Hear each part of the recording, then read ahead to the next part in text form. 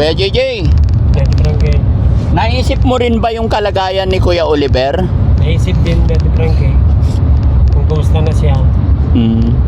Ano kaya magiging reaction mo pag nakita natin? Sa palagay mo, tumaba ba siya o pumayat? Ano sa palagay mo nangyari kay Kuya Oliver? Sabi na nila, sir, tawanan mo ang yung problema. Sabi naman nila, sir. Oy, galing. Alam mo ba yung kanta na yon? Tawanan mo ang iyong problema. Tumawag ka. Bakit hindi?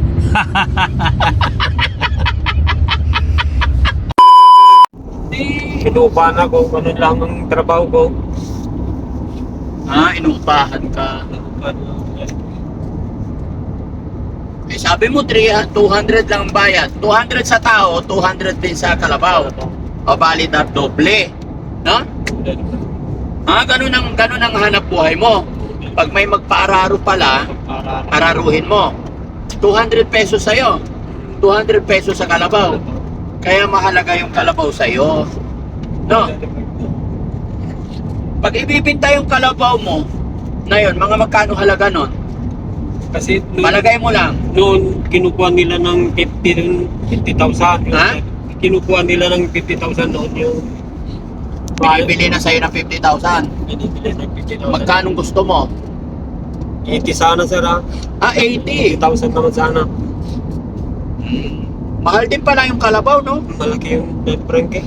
Malaki yung kalabaw mo? Pwede ko bang makita yung kalabaw mo?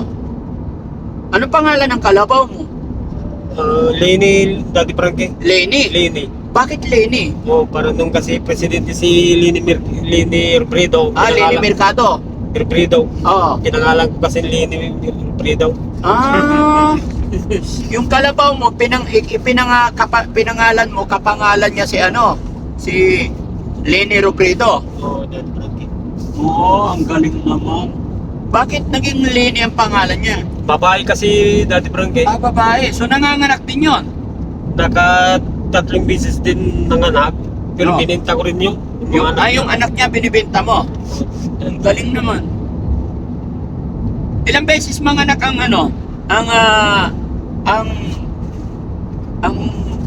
baboy ay baka pag Siyam din ng buwan din. asyam na buwan din. Oh. Ilan ang anak sa kalabaw? Isa lang din. Isa lang. Isa lang. Isa lang. Isa-isa lang.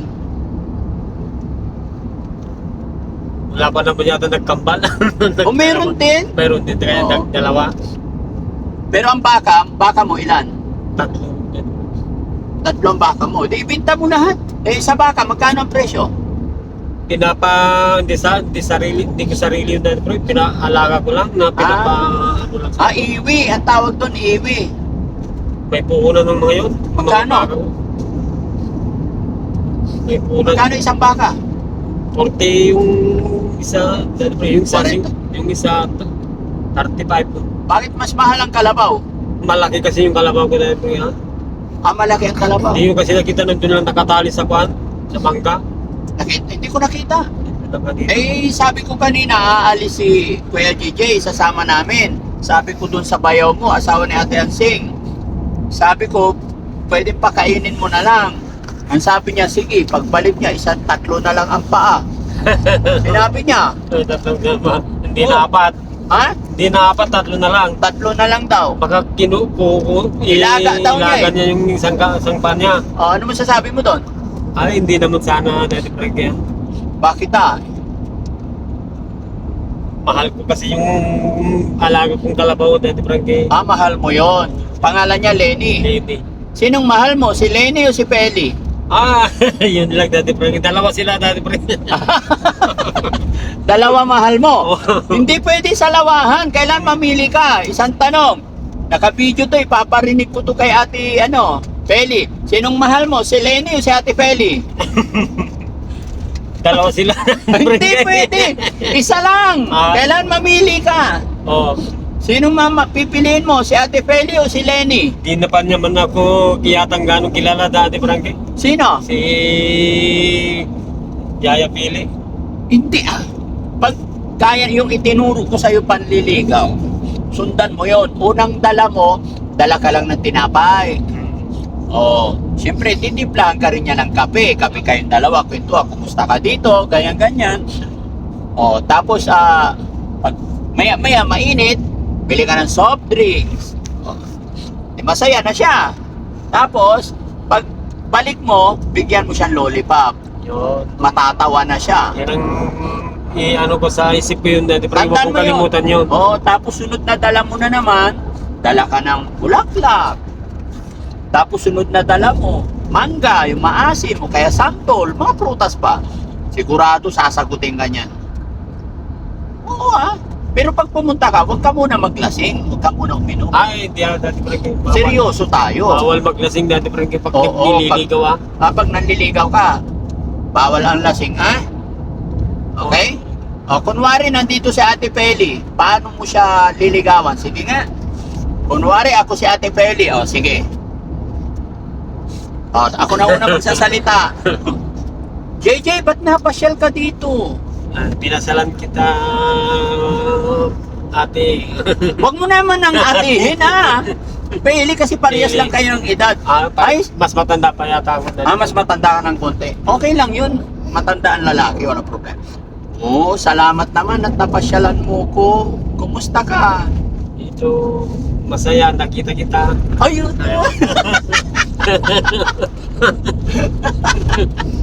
Kinikilig si Kuya JJ. Gusto mo talaga si Ate Peli, Bagay, ang swerte mo pag yun ang nakatuluyan mo. Mabait, masipag, malinis. Marunong makisama yun. Okay? Basta po sa pasyal-pasyalan mo lang doon, Kuya JJ, naisip mo rin ba yung kalagayan ni Kuya Oliver? Naisip din, Daddy Frankie, kung kumusta na siya. Ano kaya magiging reaction mo pag nakita natin? Sa palagay mo, tumaba ba siya o pumayat? Ano sa palagay mo nangyari kay Kuya Oliver? Tumaba. Sana tumaba, Daddy Frankie.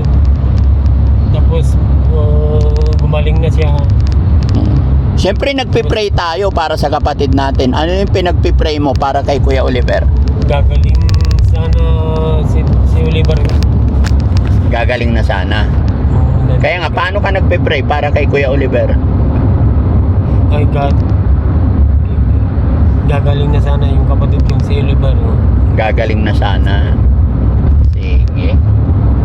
Sana nga, titignan ko kung ano magiging reaksyon ni Kuya JJ, mga kababayan. At pasalamat talaga ako kasi si Kuya JJ lagi yung napipilitan. Siya yung matibay kasi si Ate Ansing bakit nagkasakit bigla Pagpunta nyo dun, lakas-lakas pa Malakas pa naman dati, pero pumunta kami sa bahay niyo. Ano nangyari? Ba't nagkasakit agad? Nagsinisipon doon niya. Sabi mo, sinisipon siguro. Baka isip siya ng isip, kaya humina resistensya, nagkasipon. Huwag mo na mag-isip ng mga advance masyado. Hindi niya magaya si Kuya JJ. Easy-easy lang, di walang problema, Sabi na nila, sir, tawanan mo ang yung problema. Sabi naman nila, sir. Oy, galing. Alam mo ba yung kanta na yon? Si Sir Credag lang mga... alam mo kanta na yon? Alam mo kanta yon? Kantahin mo nga, Kuya Oliver, sige. Hindi ko makakot. Hindi. Kayanin mo kung ano lang yung alam mong kanta. Gusto ko marinig yung kanta mo. Sige, kanta ka. Hindi ko matandaan yun, sir. Hindi. Tawanan mo ang iyong problema, tapos tatawa ka lang. Ganon. Sige. Dali, para masaya naman. Kahit anong kanta, kung ano yung kaya mo. Yun, sir, yung tawanan mo yung problema. Sige. Tawanan mo ang iyong problema. Tumawag ka, bakit hindi? Naman, sir.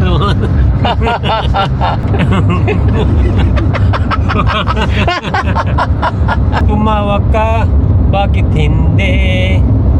Tawanan mo ang iyong problema.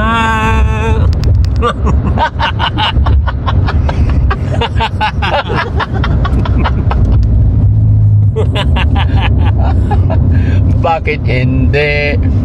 Tumawag ka. Tumawag ka, bakit hindi? Kaya't tawanan mo ang iyong problema. Tumawa ka, bakit hindi?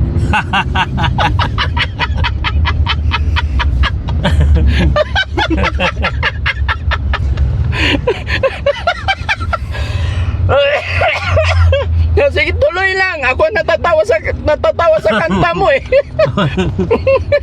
Saan ka na baga babalik tayo nito sa kanta? Nakalimutan na, sir. Hindi, tuloy mo lang.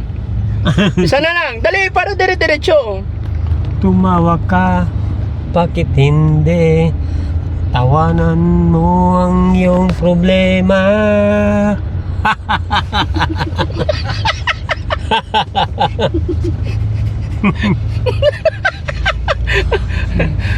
Masaya. Sana, sir. Kaya tawa lang. Tawa lang, sir. Tawanan lang. Kaya ikaw walang problema. Meron naman, sir, pero Tinatawanan mo lang. yun lang. Oo.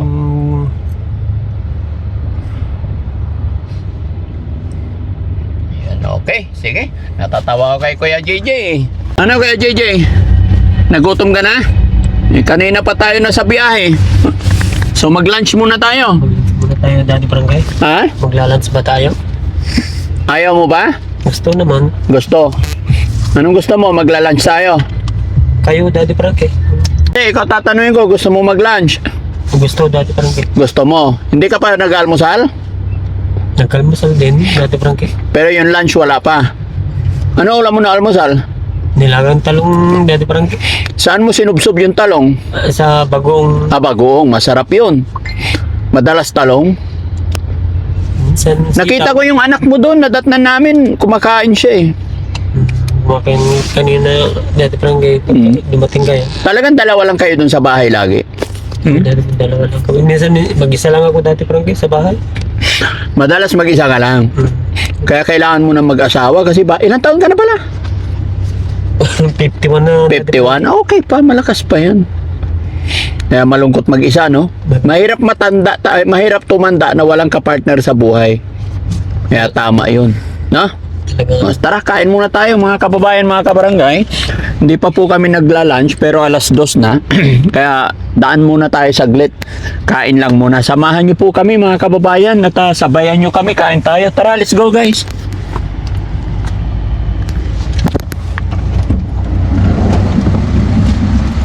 Ay.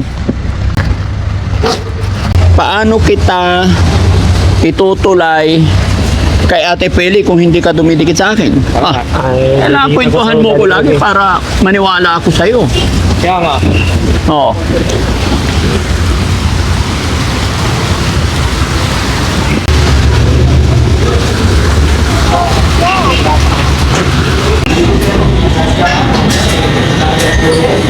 Message kasi ang doktor kagabi, kaya ngayon ang biyahe namin. Sana, pray natin na okay na po siya. No? Wala pa kaming idea. Po? Personal? Salamat po, salamat. Thank you po. Hello po. Thank you po. Taga saan po kayo? Bataan. Bataan. Pila, Bataan. Ingat po sa biyahe. God bless po.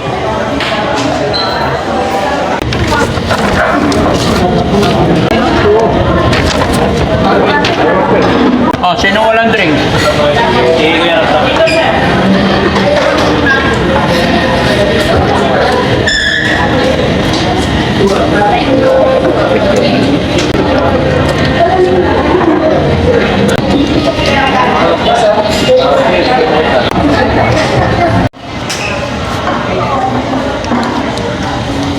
Tara. Opo. Thank you.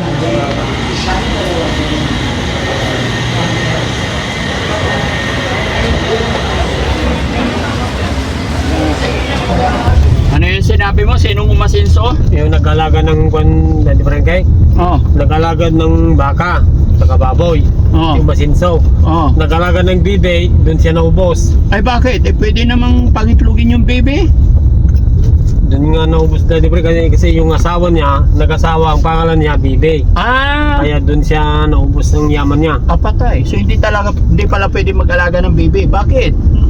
Ay, maluho naman daw yung Daddy Frankie. Maluho yung... Yung asawa niya. Oh. Kasi yung pangalan niya ng asawa niya, Bibe. Oh.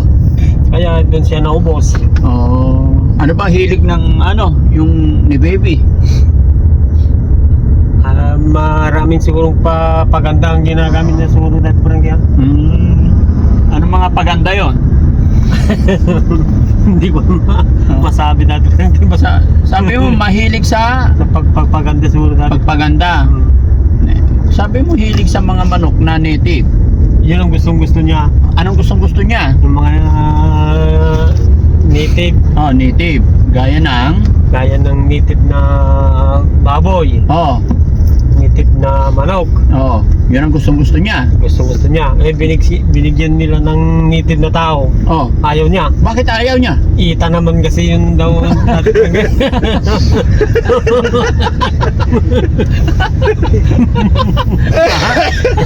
Nakakaloka yung kwento ko kaya Jeje.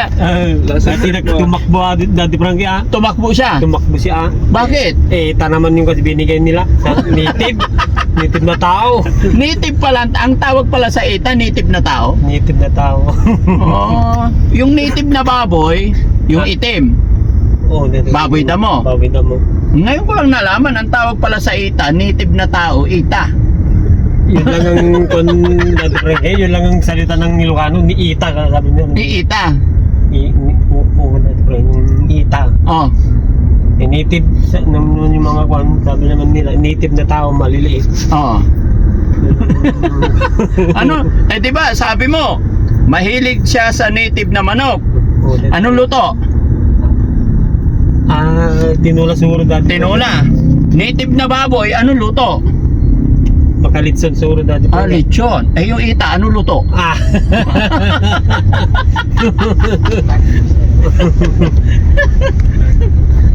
Ibang klase yung kwento mo kaya, JJ ah.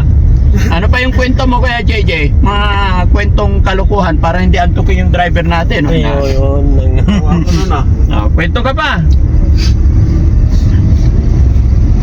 Ay, mamaya na naman Daddy Frankie. Hindi, ngayon na. Ikaw naman, nasimulan na eh. May tao daw Daddy Frankie nagtatay. Ha? Nagtatay yung tao. Oo. Ba't, sabi niya naman yung doktor, ba't dito niyo linagay ay ano sa akin? Dapat sa siya, sabi niya naman yan sir yung doktor. Sabi ng doktor, nagtatay yung tao. Oo, Kaya dinala sa... Dinala sa ospital. Oo. Ba't dito niyo ilagay yung tao nagtatay? Ay, dapat sa siya, sabi niya yung doktor Daddy Frankie. Tama nga naman. Bakit nung nagtatay, dalhin sa doktor, ay dapat sa CR? Sa CR sana yun idadal, ilalagay sa... Ay, ano nangyari? Ano nangyari? Ano sinabi ng mga tao nung dinala doon? Hindi daw Daddy Frankie. Kayo ang doktor, kaya naman siguro Daddy Frankie. Oo. Ay, kahit ako doktor doon sana sa CR.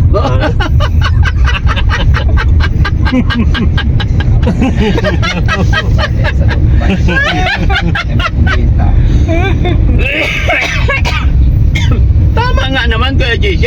Oo. Yung taong nagtatay sa CR dalhin. Bakit dinala sa ospital? Simpleng-simple lang naman, no? Dalhin mo sa CR para doon tumae. Nagtatay.